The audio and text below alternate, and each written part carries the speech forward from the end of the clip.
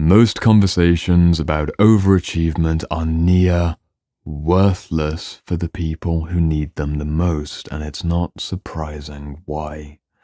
Overachievers are chronically misunderstood, and I refuse to match the tone-deaf, take-it-easy approach of psychologists who artificially collapse anything that even vaguely smells of personal ambition into the unfortunate byproduct of daddy issues or some other childhood trauma.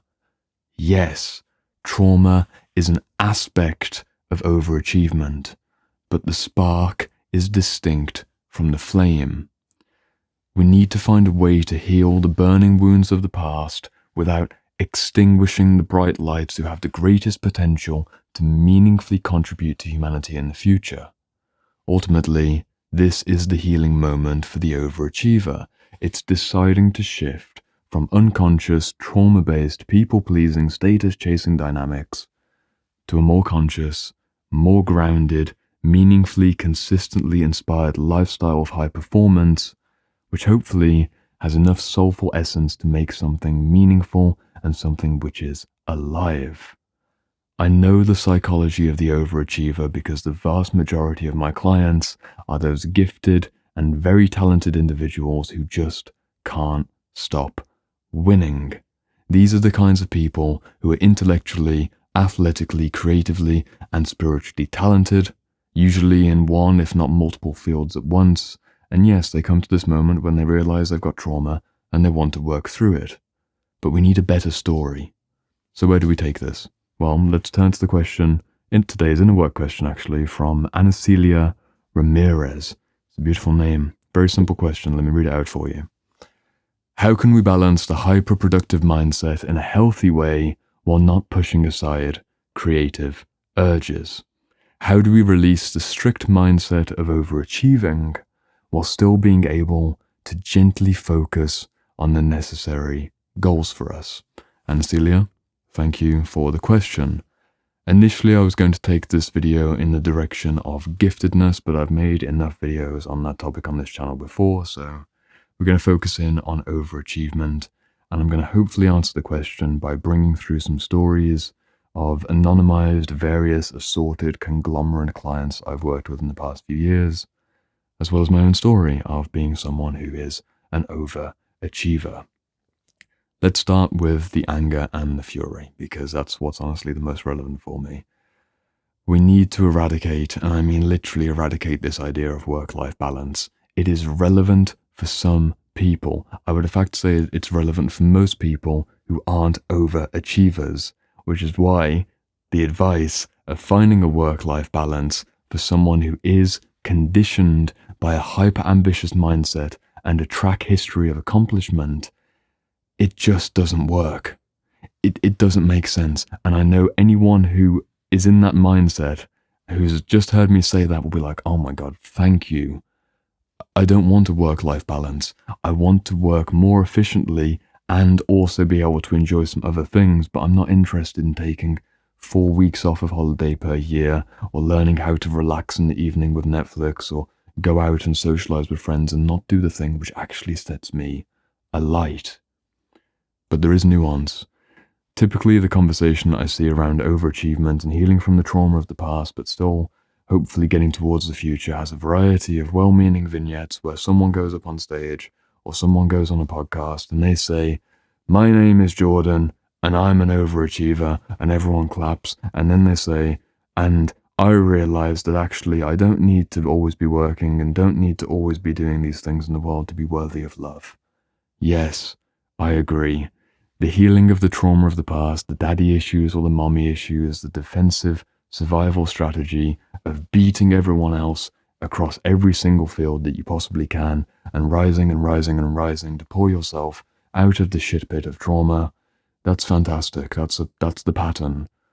What happens when you've made that realization that you don't need to push so hard? Let's say it happens at age 30. At age 30, you've realized you don't need to do all of that work as manically as you do to be worthy of love. So what's your relationship with work after that? Typically, the advice which is given, which I think is fucking awful advice, is take it easy. It's a variant of the take it easy story. And there is nuance here, so I'm going to get into that, but let's just start with the most basic level. The take it easy story does not work because it is a shadow overcompensation for a dynamic which has usually been reinforced over decades. If you tell someone who's used to working to suddenly stop working, they're not going to stop working in their mind. They're not going to stop driving and pushing in a different way. They still need to sprint. You take an animal that's meant to run 100 miles per hour and you say, wow, I actually only ever run 30 miles per hour. They need to take it easy just like me because they're going to burn themselves out. And then you put chains on them to force them to be at 30 miles per hour. They are going to be that tiger in the cage who is ripping out her own fur or like jumping against the wall or just going insane because of how much energy isn't being expressed. Yes, there are trauma dynamics which lead to compulsive behaviours, but the healing path is not the same as the healing revelation. The revelation I see in most of these conversations about overachievement is how you don't need to do everything in relation to work, and ideally you've got the right path. Of course, it's a different conversation if you're overachieving in a lane that you don't want to be in. Maybe this is a dynamic where you chose a job because that's what your dad wanted, or you took a certain relationship because of a cultural or societal pressure. That's a different story. But if you've already defined your lane, let's say you are, I'm going to go with a doctor. Let's say you're a doctor. You're a doctor who has worked 10 years in their studies and you're 5 years deep into your job and you go hard. The healing path is not the same as the revelation. The revelation on one morning for that doctor at the end of the shift is, wow, I do not need to go this hard all the time. I'm not looking after myself. I'm burnt out. I'm not sleeping well. I need to fix this. What happens when they fix that? If they do the trauma work and if they do the inner work to actually heal their nervous system and find a way to work in a way that doesn't sacrifice their health and well-being, does that mean that they're now not going to be a high performer? Nonsense. My laptop agrees. I hope you heard that. My laptop said no. It doesn't mean that. It means that they get to be a healthier, high performer. You won't lose access to the energy. It will just have less of that burning quality. So when you see the advice out there of just finding a work-life balance and having an enjoyment of, being able to watch Netflix or being able to socialize 3 times a week and be more of a normal person, that will actually crush the soul of the overachiever because they are not meant for that kind of lifestyle and they know it. It's much easier to work with the momentum that they've already got and direct into a lane where they have something inspirational that gives back to themselves and other people in a way which doesn't sacrifice their well-being. The questioner today asked, how can we manage that overachievement with also gently working towards other goals, probably outside of our primary lane? Well, the trick is to use all of that intelligence, to use that giftedness, to use your spiritual openness and your vision for the 10 years ahead and realize that you are a beautiful human being with a beautiful, rare history and an even rarer future if you can figure out a way to consistently prioritize your energy to live an exceptional life. The solution for overachievement isn't to bring back or dial down your intensity to live an average life. It's to have a better understanding of what it means to be exceptional. And that isn't to be confused with hustle porn and working 16 hours a day at a job that you hate. It's excellence in the form of genuinely aligned living where you have 9 out of 10 days, as in like 9 out of 10 emotional satisfaction every single day. That's the win. The big win is how much high performance can you bring through in a way which also has love wrapped around it. The trauma work creates that revelatory opening of maybe 6 months, 1 year or 2 years, but once you've looked back to the past and you've healed the difficulties that led to the overachievement defense mechanism, don't expect that you'll suddenly want to do something completely different and you won't be incredibly competitive and incredibly driven. This is something which I see in every single one of my overachieving clients. Several of my clients right now are six-figure earners. They're really at the top of their professions and they have built status and reputation. Imagine how ridiculous it would be for me at the end of a conversation about healing something related to maybe a family issue if I said, yes, I can see now, Mr. Client, that your issue related to always needing to get the best grades was because of your father's lack of love. Or I say, Mrs. Client, yes, the reason that you always try and be in the best shape ever and have that competitive edge in all the sports that you're into is because your mom never accepted your beauty as a child. Okay, that might be true, but why attach the story that therefore you rebel against that conditioning by doing the opposite? Imagine if I said to that client, okay, so the way that you heal that pattern is to unburden yourself from the family narrative and no longer go for high achievement in your intellectual sphere, or to the other female client, actually, just let it all go. Go and eat the junk food, stop working out, quit that sport. You don't need to be the national champion anymore. Just forget about it. Take it easy. Do something different. Liberate yourself. They'll feel good for about a week and then they will get systematically depressed because they are not conditioned for that kind of lifestyle. And this is where we get realistic. One of the issues with any trauma work, and I've learned this over the years through my own personal experience and also, of course, the research that I do and the people that I work with, is that you never truly escape the trauma that raised you. If you've got a depressive baseline, you will always revert back to depression, but the frequency and intensity of that regression will likely expand over the years. If you're depressed every single day in the height of your trauma, then the healing path is to maybe get depressed or have a depressive episode a couple times a year. Realistic expectations that decades of conditioning will not disappear within even years of conscious work. It's the same with trauma related to overachievement and high performance.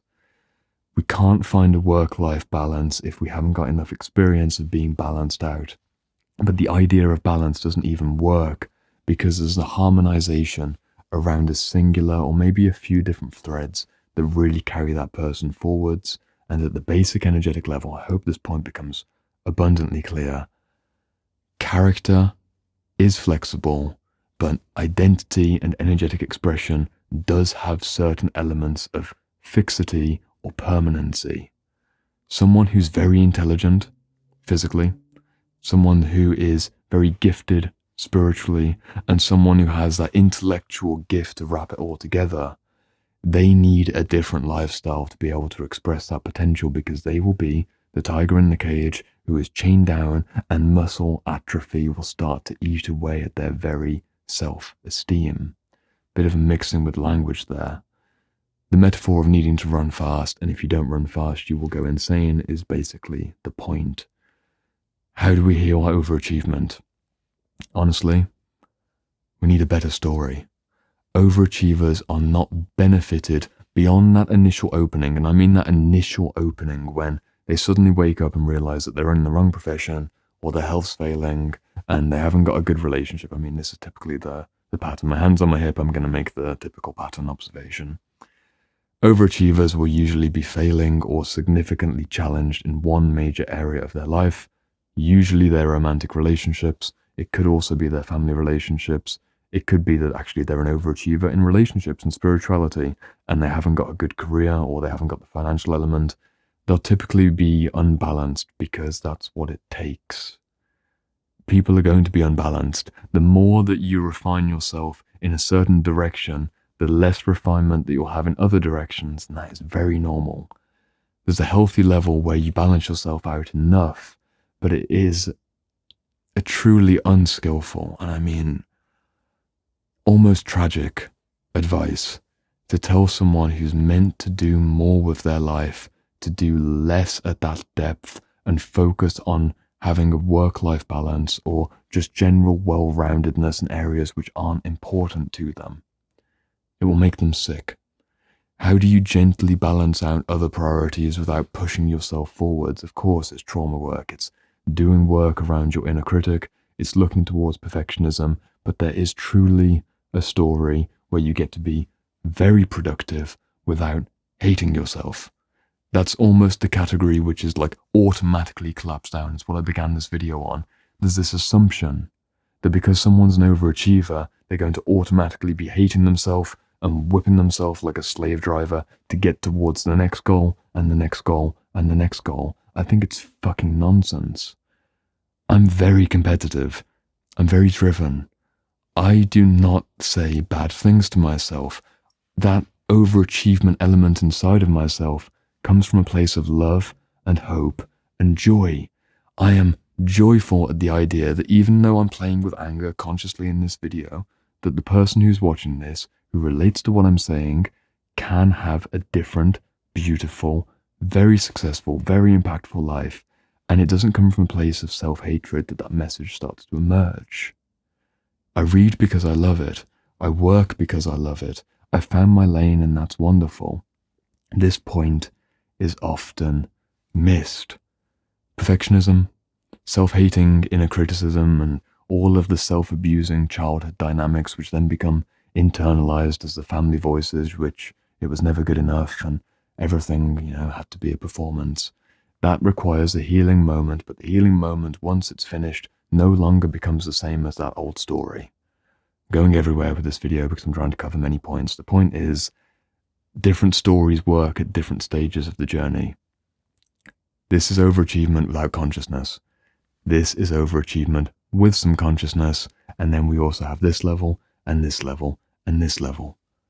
The stories that we see and the stories that we tell ourselves define how we express ourselves in the world, and if you tell a high performer that in subtle language, not directly, we don't tell people directly that doing well is bad, but if we give them the, oh, well, you really should take it easy, and you've been single for 5 years, maybe you should consider getting a partner and focusing less on the career.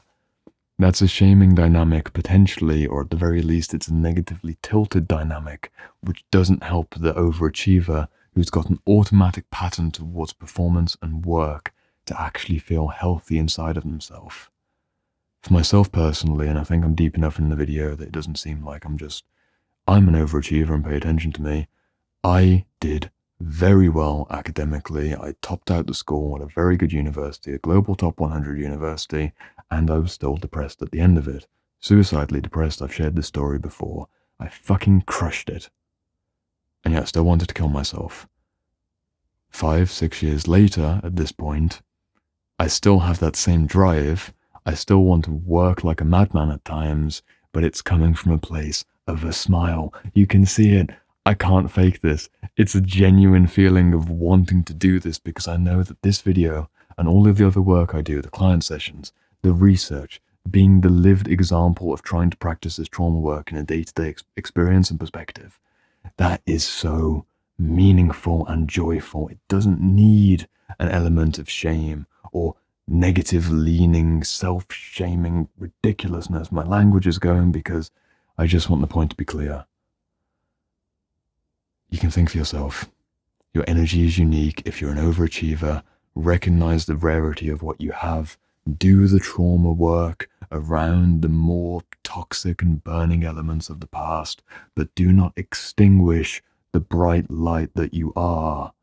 There's a difference between getting a wet blanket and dabbing the parts that burn and completely smothering the flame.